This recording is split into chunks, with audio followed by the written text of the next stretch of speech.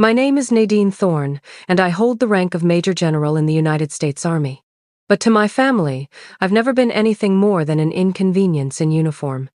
They didn't see a daughter who served her country or a sister who rose through the ranks in war zones half a world away. They just saw someone who refused to stay small and silenced someone who didn't play by the family's rules. I hadn't spoken to my mother or sister in almost a decade. Not since the funeral. Not since they let me stand in the back, in full dress uniform, while they posed for photos at my father's casket like it was a family brunch. I'd stopped trying after that. No phone calls, no visits. Just the silence we all seemed to prefer. Then, 2 weeks ago, a wedding invitation showed up on my desk at the Pentagon. A clean white envelope with my name printed in full. Nadine Thorne, no rank, no recognition. Just the name they still used when they wanted me reduced. The return address was my mother's house in Virginia. And the event? My younger sister Emily's wedding. She was marrying a man named Gavin Rowe. That name alone made me freeze. Captain Gavin Rowe. A soldier I once pulled out of a collapsed safe house in Syria. I dragged him through burning rubble with shrapnel in my leg and smoke clawing at my lungs. I still have the scar. I stared at the envelope for a long time. My aide thought it was a joke. The others in my office didn't know what to say. But what got me wasn't the invitation, it was the handwritten note tucked inside, penned in my mother's immaculate script. Please behave. That was all it said. No greeting, no warmth, just a warning, like I was a threat to the pageantry. I didn't RSVP. I didn't call.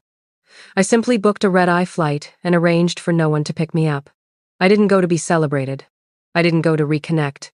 I went for one reason, to be seen. Not in a dress, not with a smile painted on. I went as myself, as the daughter they disowned, the sister they mocked, the soldier they tried to erase.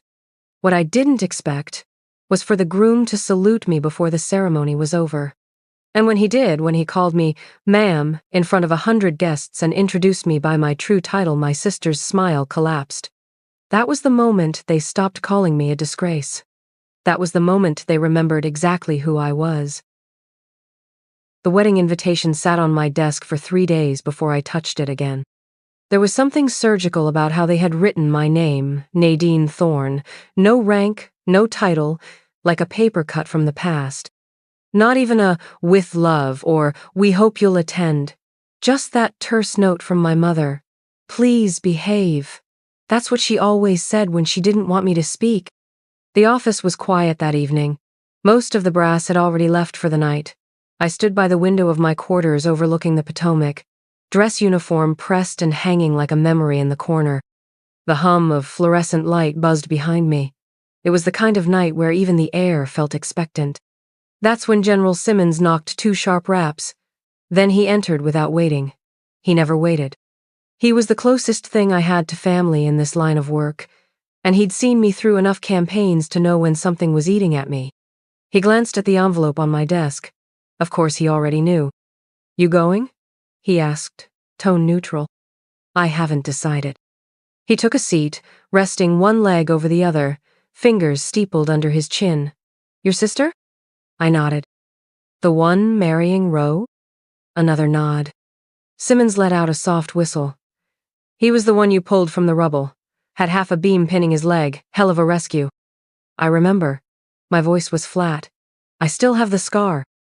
There was a pause between us, but it wasn't uncomfortable. It was the kind of silence military people understand where everything worth saying doesn't need to be spoken aloud. You really thinking of going? He asked again. More softly this time. I didn't look at him. I just said, I don't know what they expect. An apology? A smile? Maybe just my quiet compliance. He leaned forward. Then don't give them any of it. Go because you choose to. Go because you earned the right to stand in the room and not flinch. I let that sit for a moment. Then I nodded once. That night, I booked a red-eye to D.C. under a civilian alias. I wore civilian clothes. I told no one, not my driver, not my aide, not even Simmons when I left. The flight was half empty. I chose a window seat and paid extra to keep the other empty. The stewardess offered me champagne after noticing the insignia on my carry-on. I asked for water. Somewhere over the Midwest, I closed my eyes not to sleep, but to steady myself. I wasn't going into combat. But family, that's a battlefield with no maps. The plane landed early, before dawn. The terminal at Reagan was quiet, nearly antiseptic.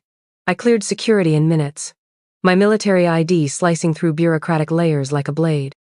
I didn't wait for baggage. Everything I needed was in one carry-on, and the uniform folded neatly inside. As I stepped outside, the morning hit me hard. Virginia in spring was always disarmingly beautiful. Blossoms on every street corner, cardinals flitting between branches like nature's apology for everything else that hurt. I rented a car. No driver, no escort. Just me and the road I used to bike down when I was 12, and still thought my mother's silence meant she was tired, not calculating. When I reached her house, I didn't knock right away. The shutters were painted recently. The lawn was trim, everything in its place, a shrine to appearances. When the door opened, Barbara Thorne stood there in cream slacks and a stiff blouse that probably cost more than my entire duffel bag. Her hair was pulled into a perfect twist. She looked me over with all the warmth of a customs officer. "I see you got the invitation," she said. "I did. I hope you remembered to pack something appropriate." "I brought my uniform." Her nostrils flared just slightly. "Please don't cause a scene, Nadine. This is Emily's day." I looked her in the eye, voice even. Then maybe she shouldn't have invited the disgrace of the family. She didn't respond, just stepped aside and let me in. It was starting already. The house hadn't changed. Same lemon polish on every surface. Same chandelier in the foyer with a bulb out, like it was daring anyone to mention imperfection. Even the silence felt rehearsed, like a soundstage waiting for cameras. Emily wasn't home when I arrived. Thank God for that. Barbara led me to the guest room with the casual coldness of a hotel concierge. "We're keeping it simple," she said as she opened the door. "Rehearsal dinner tomorrow. Ceremony the day after. We'll need you dressed and seated before the guests arrive." "No processional for the family?" I asked lightly. She paused. "You're not part of the wedding party." "Of course not." The room was immaculate. Beige carpet, white linens, a single hydrangea on the nightstand like a peace offering that hadn't been agreed upon. I placed my duffel on the floor, hung the uniform still in its garment bag, and didn't bother unpacking. I wouldn't be staying long. That evening, the rehearsal dinner took place at a private country club overlooking the Potomac. It was the kind of place where smiles were manicured, and every table had name cards printed in elegant cursive. Mine simply said, N. Thorne. No rank, no title, not even Ms., just the initial. It sat at the far end of the table, near the server's entrance, where the draft from the kitchen kept the air moving and the wine rarely reached. I pulled out the chair and sat quietly. The room buzzed with light conversation. My mother hovered like a stage director, adjusting napkins and wine glasses. Emily walked in 15 minutes late, dressed in ivory silk, glowing like she'd swallowed every spotlight in D.C. She barely looked in my direction before greeting our uncle with a squeal and a laugh that landed like a slap. They toasted her with sparkling rosé. "To family," someone said. "To Emily and Gavin," said someone else. "To new beginnings," Barbara added, her eyes flicking toward me but never landing. No one mentioned me. No one said, "Welcome back, Nadine." No one asked what I'd been doing for the last 9 years. The only acknowledgement came from a retired colonel seated 2 spots from Barbara. He squinted at me, tilting his head. "You look familiar," he murmured. Barbara leaned in quickly. "Nadine's doing security consulting now, overseas, lots of travel." "Security?" he asked, eyebrows raised. Emily chimed in, grinning. "She guards important doors. We think." The table chuckled. My eyes dropped to the salad fork. Polished, symmetrical, harmless. I didn't say a word, but when the colonel looked back at me, his expression shifted. "Weren't you Afghanistan? 2011? Operation Spearpoint?" I held his gaze. "Yes, sir." He opened his mouth to say more, but Barbara touched his arm. So, about the dessert options. I looked down again and took a sip of water. It tasted clean and cold. Even in that room, where everything was staged, something had cracked. They didn't say it yet, but they were beginning to remember. The morning of the ceremony arrived with too much sun. Emily had chosen a colonial-style church on the edge of Old Town Alexandria. It looked like it had been lifted from a postcard whitewashed brick. Wrought iron gates, stained glass windows casting pastel light through the foyer. It was beautiful and curated, everything in its place. Except me. I arrived early, as instructed. My mother's voice echoed in my head. Be discreet, blend in, no statements. I wore my full dress blues anyway. Not to provoke, but because I had earned every ribbon, every bar. I wasn't going to dim myself for anyone. The moment I stepped into the foyer, I found the seating chart. Names printed on thick, pearlescent cardstock. Table numbers listed beneath like VIP codes. I scanned the chart once, then twice. No Nadine Thorne, no General Thorne, no anything. Then I saw it bottom right corner, scribbled in pen like an afterthought. Table 12, fire exit. I almost laughed. It was so on brand I could have framed it. Barbara breezed past me moments later, a blur of beige chiffon and forced warmth. You're at 12, she said, not breaking stride. It's quieter, for everyone's sake. I didn't reply. I walked into the sanctuary and took my place near the back. The pews filled slowly, all chatter and perfume and pearls. Bridesmaids fluttered. Cameramen snapped, posed candids. Gavin stood at the altar, polished and unreadable. Our eyes met. For a moment, I thought I saw something flicker recognition. Maybe regret, but it passed too quickly to catch. Emily made her entrance with the theatrical grace of a woman who'd been practicing for this her entire life. The guests stood. The music swelled. Everything about her sparkled. And me? I remained seated. No one noticed. When the priest invited immediate family to come forward for a special blessing, I stood by reflex. But before I could move, Barbara's hand brushed my arm light, but firm. This moment isn't about you, she whispered. Her voice was sweet, almost maternal. Almost. I looked at her, then at the altar, then at my sister kneeling next to the man whose leg I had once stabilized with a field tourniquet and half a prayer. I sat back down. The blessing moved on without me. Later, in the reception hall, I found my table tucked behind a floral column near the catering door. My place card read N. Thorne in tiny script. The napkin at my setting didn't match the others. The waiter skipped me when pouring wine. I requested a glass. He checked his list and shook his head. Non-drinking guest. I didn't correct him. I just poured my own from the bottle left, unattended at the next table. Across the room, Emily twirled and posed. Gavin stood at her side, always one hand resting lightly on her back. Neither of them looked at me. But I had a feeling that was about to change. The microphone caught the light like a weapon. Emily stood at the center of the ballroom, champagne flute in one hand, the mic in the other, glowing under the chandeliers like she was born to be worshipped. Her wedding dress shimmered with every movement. She didn't just smile, she commanded. To love, she said sweetly, voice ringing with well-rehearsed charm. To family, to loyalty. She paused, let the words linger. And to surprises. There was laughter, light and polite, until she turned toward my table. Even my big sister made it, she said, lifting her glass. All the way from wherever she's stationed now. Still guarding those mysterious doors, I suppose. A few chuckles scattered across the room. Emily's smile widened. Let's give a round of applause for the quiet sentinel in our lives. More laughter, warmer this time. Some uncomfortable glances, but no one stopped her. Then Barbara added her own line, voice crisp and cutting. She may be the family's shame, but at least she showed up on time. That broke something. The room tipped with amusement. I rose not fast, not flustered, just deliberately, like a tide that had been waiting. Conversations cut off mid-sentence. Wine glasses stilled. Emily tilted her head.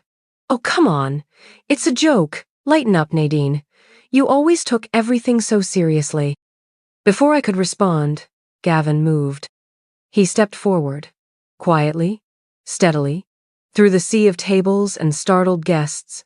Every photographer turned, every breath held. He reached me and stopped one pace away. Then, with full precision, he saluted. A crisp, formal, military salute, not to a sibling, not to a guest, but to a commanding officer. "Ma'am," he said, voice clear, "please forgive my wife." He turned to face the room. "This is Major General Nadine Thornamy, former commanding officer. She didn't just serve. She saved my life." Gasps rippled, audible, tangible, like the whole ballroom forgot its own script. Emily's hand trembled. The microphone slipped from her fingers and struck the floor with a flat, echoing thud. She collapsed into a chair, face drained of color. Barbara stood, but no words came, just a broken whisper of my name. And me? I didn't blink. They didn't speak, not because they didn't want to, but because any word now would confirm what they had done. I stood quietly, Gavin still beside me, his hand now lowered to his side. His spine remained straight. The weight of the moment didn't need amplification.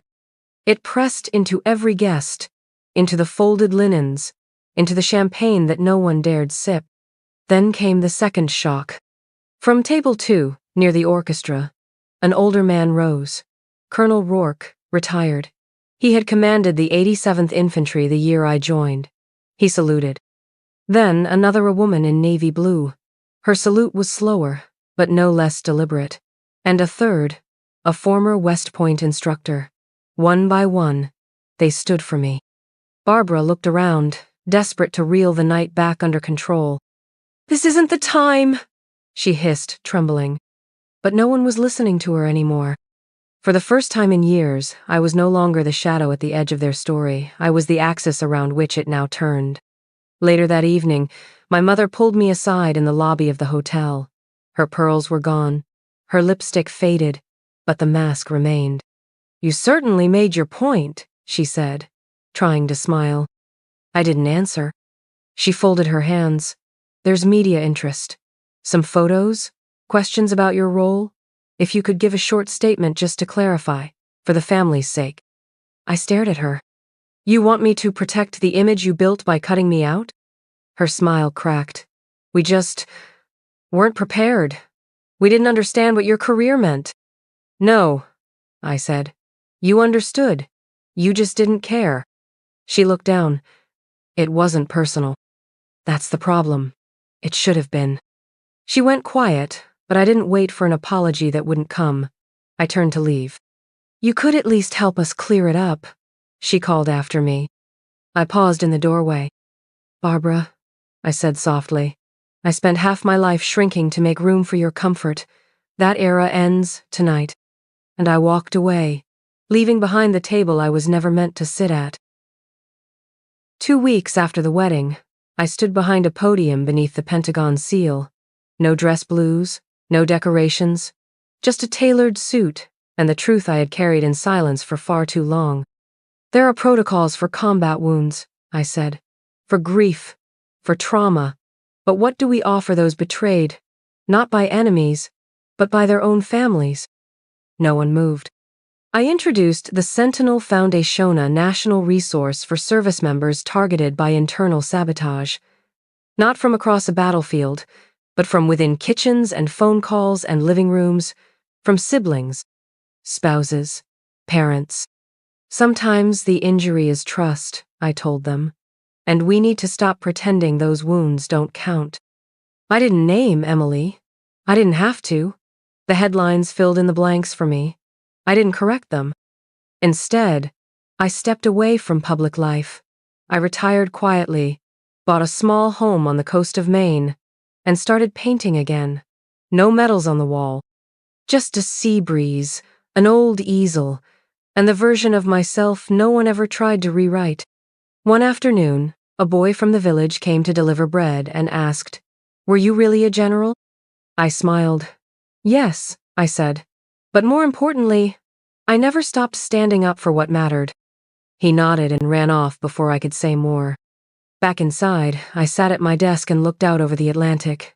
The waves were constant, unbothered, free. My mother never apologized. My sister never reached out. But these days, when they say my name, they say it differently. They pause. They measure it. They say it with care. Not because they suddenly love me, but because now they know they can't erase me. And that is the quiet kind of justice I never needed to shout.